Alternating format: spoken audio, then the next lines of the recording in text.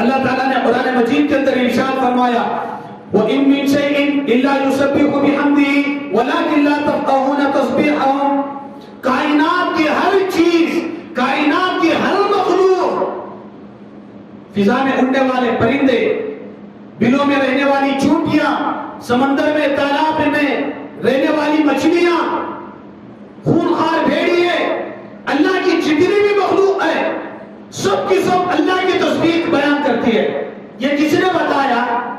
ان مخلوقات کو پیدا کرنے والے رب نے قرآن میں کہا وَإِن مِّن شَيْءٍ إِلَّا يُسَبِّحُ بِحَمْدِهِ وَلَٰكِن لَّا تَفْقَهُونَ تَسْبِيحَهُ، کائنات کی ہر چیز تسبیح کرتی ہے۔ آپ کے دل دماغ میں یہ بات آتی ہے ہم کو تو سمجھ میں نہیں آتی، تو اللہ خود بول رہا وَلَٰكِن لَّا تَفْقَهُونَ تَسْبِيحَهُ، ان کی تسبیح کو تم سمجھ نہیں سکتے۔ ہم انگریزی آپ کو سمجھ میں نہیں آتی، جو ہے ان کی بولی ہمیں کیا سمجھ میں آئے گی، ان کی تسبیح ہمارے سمجھ میں کیسے آئے گی؟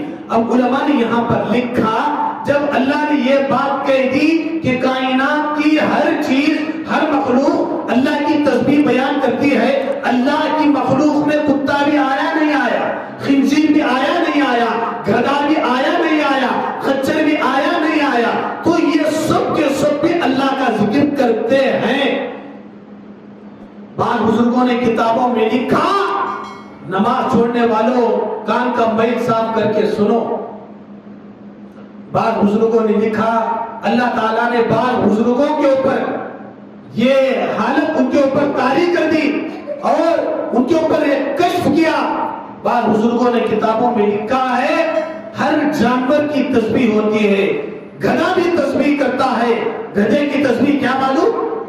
الحمدللہ الذی جعلنی حمارا ولم یجعلنی کلبا، تمام تعریفیں اس اللہ رب العزت کے لیے ہیں جس نے مجھے گدھا بنایا، ولم یجعلنی کلبا، مجھے کتا نہیں بنایا۔ اچھا تو پھر کتے کی تسبیح؟ ہاں کتا بھی تسبیح پڑھتا ہے۔ کتے کی تسبیح کیا ہے؟ الحمدللہ الذی جعلنی کلبا ولم یجعلنی خنزیر، تمام تعریفیں اس پاک پروردگار کے لیے ہیں جس نے مجھے کتا بنایا، ولم یجعلنی خنزیرا، مجھے خنزیر اور سور نہیں بنایا۔ اب سور کی تسبیح، سور کی تسبیح، سور کی بھی تسبیح ہے۔ سور کیا کس انداز میں تسبیح کرتا ہے؟ جمعہ میں آخر میں آنے والوں، اللہ کے گھر کو ویران کرنے والوں، گھر کے تمام نماز چھوڑ کر اللہ کے احکامات کا کھلواڑ کرنے والوں، کان کا میل صاف کر کے سنو۔ آج بہت آسان، آج بے نمازی بھی جرأت کے ساتھ کہتا ہے۔ میں حنیف مسجد میں بیان کیا کہ کتے اور خنزیر کا نام آیا، کیا جی امام صاحب نماز پڑھے نا، ہماری جمعہ کی نماز ہوئی، خنزیر کا نام لیا تو وضو ٹوٹ جاتا ہے، مولوی صاحب خنزیر کا نام لیا وضو ٹوٹ گیا۔ بے نمازیہ کی زبان سے خاص کر جو ہے ان کے لیے خنزیر کی جو ہے تسبیح بڑا اہم ہے۔ خنزیر کیا تسبیح کرتا ہے، کس الفاظ کے ساتھ اللہ کی شکر گزاری بیان کرتا ہے۔ گدھے کی تسبیح سمجھ میں آئی، کتے کی تسبیح سمجھ میں آئی، خنزیر بھی اللہ کے قسم اللہ کی تسبیح بیان کرتا ہے۔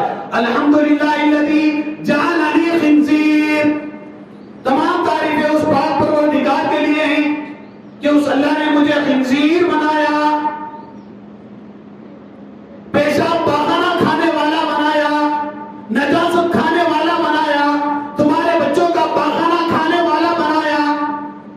وَلَمْ يَجْعَلْنِي تَارِكَ الصَّلَاةِ، اور اللہ نے مجھے بے نمازی نہیں بنایا۔ تو بے نمازی سے گلی کا سور بھی پناہ مانگتا ہے۔ کون مانگتا ہے؟ گلی کا سور بھی پناہ مانگتا ہے۔ تمام تعریفیں اس اللہ کے لیے جس اللہ نے مجھے پیشاب پاخانہ کھانے والا تو بنایا، گندگی کھانے والا جانور تو بنایا، لیکن اللہ تیرا شکر ادا کرتا ہوں کہ تو نے مجھے بے نمازی نہیں بنایا۔ اور خنزیر یہ کہتا ہے کل قیامت کے دن بے نمازی کو اللہ جو عذاب دے گا اس عذاب سے اللہ کا شکر میں بچ گیا۔ میں کہتا ہوں سور بولے کتا بولے اس کی فکر چھوڑ ڈالو۔ جس مخلوق کو اللہ نے جس کام کے لیے پیدا کیا وہ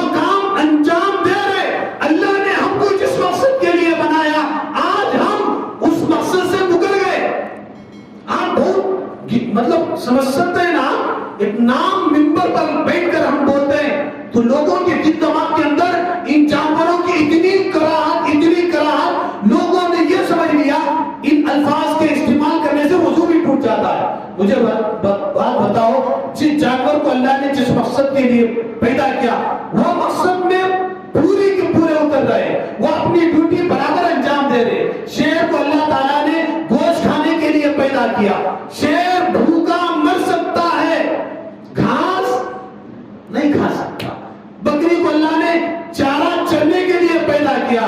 اللہ کی قسم بکری بھوکی مر سکتی ہے لیکن گوشت کھا نہیں سکتی. اللہ تعالیٰ نے سور کو گندگی کھانے کے لیے پیدا کیا، پیشاب پاخانہ کھانے کے لیے پیدا کیا.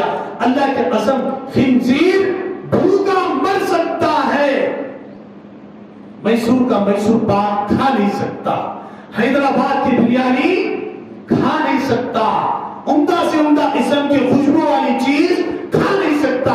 کیوں کھا نہیں سکتا؟ اللہ نے اس چیز کے کھانے کے لیے اسے پیدا ہی نہیں کیا.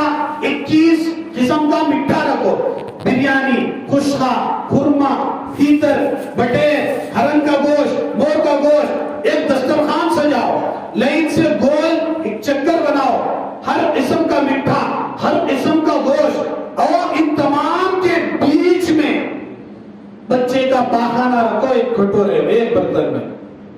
مسٹر خنزیر کو بلایا جائے، ویلکم ہے، تشریف لائیے. آج بولتے نا حضرت سور کا نام لیے نا، وہ سور آپ سے پناہ مانگ رہا ہے. اللہ نے سور کو جس مقصد کے لیے پیدا کیا وہ مقصد پورا کر رہا نہیں کر رہا. جب ٹیپ کاٹ کے منسٹر خنزیر صاحب اندر انٹری ماریں گے، پہلے تیتر کھائیں گے، بٹیر کھائیں گے، چکن کھائیں گے، مٹن کھائیں گے، گلاب جامن کھائیں گے، کٹے کا میٹھا کھائیں گے، یہ کیا کھائیں گے منسٹر خنزیر صاحب؟ بچے کا گوشت کھائے گا، بچے کا پاخانہ کھائے گا. وہ کھا کر بتاتا ہے یہ کس رقم کی چیز ہے، اللہ نے مجھے یہ کھانے کے لیے پیدا نہیں کیا، اللہ نے مجھے یہ پاخانہ کھانے کے لیے پیدا کیا. اس لیے میرے آنکھوں کے سامنے اتنی ساری چیزیں ہیں، اس کے لیے جب میرے رب نے مجھے پیدا نہیں کیا اس لیے میں اس کو چھوڑ دیتا ہوں. جس کام کے لیے پیدا کیا اس لیے میں وہ چیز کو کھاتا ہوں، باقیات بھی چیزوں کو میں ہاتھ بھی نہیں لگاتا، سونگ کر بھی نہیں دیکھتا. اب مجھے بتاؤ اللہ نے اپنی عبادت کے لیے ہم کو پیدا کیا نہیں پیدا کیا؟ اب بتاؤ ہم اللہ کی جس مقصد کے لیے بنایا تھا اس ڈیوٹی میں لگے ہوئے ہیں یا اس ڈیوٹی سے نکل چکے؟ ارے بولو. اللہ نے کہا سچ بولنا، جھوٹ نہیں بولنا. ہم جھوٹ بول رہے نہیں بول رہے. اللہ نے کہا حلال کھانا، حرام نہیں کھانا، لیکن حرام بھی کھا رہے نہیں کھا رہے اللہ کے لیے. دیکھو حجاب کے مسئلے میں کورٹ کا کیا فیصلہ ہوگا، کون سا جج کیا فیصلہ ہوگا، ہندوستان کے حالات کیا ہوں گے، اس کا فیصلہ ابھی نہیں آیا، لیکن آج کی اس مسٹر خنزیر کا فیصلہ آپ کر سکتے ہیں. مجھے بات بتاؤ اللہ نے جس مقصد کے لیے اسے پیدا کیا اس مقصد میں وہ پورا اتر رہا ہے یا ہم پورا اتر رہے ہیں؟ ارے بولو. میرے دیکھو بائیں جا کو آستی نہیں چڑھانا، بائیں جا کو ٹریکٹر کو پریشر نہیں ڈالنا، بائیں جا کو سیکریٹری صاحب کو نہیں بولنا کیا حضرت ایسا بولے نا بول کر، اس لیے تمہاری زمانہ سے میں دھوا ہوں. اب مجھے بتاؤ اللہ نے انسان کو پیدا کرنے کا ایک مقصد بیان کیا اور جانوروں کو پیدا کرنے کا ایک مقصد بیان کیا. خنزیر کو جس مقصد کے لیے پیدا کیا وہ مقصد میں پورا اتر رہا نہیں اتر رہا ہے. ہم کو جس مقصد کے لیے پیدا کیا ہم اس مقصد میں پورا اتر رہے یا نہیں اتر رہے؟ ہم نہیں تو ہم کس کے سامنے ہار گئے؟ پاخانہ کھانے والے سور کے آگے ہار گئے.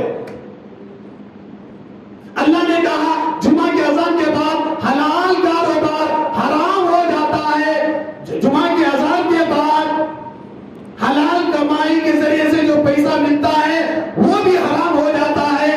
جمعہ کی اذان کے بعد جو انکم ملتی ہے وہ پیسے کھانا، کتے کا منہ کھانا، سور کا منہ پینا، سور کا گوشت کھانا سب حرام. ارے تعجب لگ رہا ہے آپ کو؟ کسی ایک عالم سے مسئلہ پوچھ لیں، کسی ایک مفتی سے مسئلہ پوچھ لیں، کوئی ایک مفتی پوری دنیا میں اہل حدیث ہو، بریلوی ہو، کسی بھی مائنڈ کا ہو، آپ یہ مسئلہ یہ کر لے ہم ہماری مسجد سے امام صاحب کو نکالنا چاہ رہے ہیں. امام صاحب نے بہت سخت کہا, بہت سست کہا, ہم حاجی صاحب ہیں, ہم نمازی صاحب ہیں, ہم ٹرسٹی صاحب ہیں, ہم مسجد کے صدر ہیں, ہم مسجد کے سیکریٹری ہیں, ہم یہ کاروبار کرتے ہیں.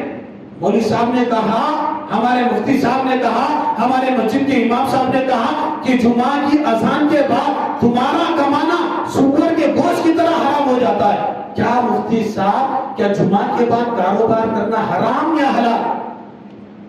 تمہیں حلال کرنے بولے تو ہمارے مفتی صاحب کو ہمیں گویا بستر گول کر کو ہمیشہ کے لیے گیٹ آؤٹ کر دیتے ہیں. اللہ کے قسم پوری کائنات میں ایک مفتی بھی آپ کو ایسا نہیں ملے گا جو یہ کہے کہ جمعہ کی اذان کے بعد بھی کاروبار حلال ہو. یعنی مجھے معلوم اس کے واسطے میں اتنا ڈٹ کے ساتھ, اتنا پاور کے ساتھ دو سے کچھ تو شرم کرو. پورے منڈیا روڈ میں آتا ہوں نا میں, ارے بیان شروع ہو چکا ہے, اچھے نمازی داڑھی والے کیا ہمت سے بیٹھ کر چائے پی رہے ہوتے معلوم کینٹینوں میں. اللہ ہم سب کی حفاظت فرمائے. تو اللہ نے جس چیز کے لیے ہم کو پیدا کیا اس چیز کے مطابق ہماری زندگی نہیں ہے. جانوروں کو جس چیز کے لیے پیدا کیا وہ جانور اس چیز میں بھرپور اتر رہے ہیں. بہرحال کئی ہوئی باتوں پر اللہ ہمیں عمل کرنے کی توفیق نصیب فرمائے.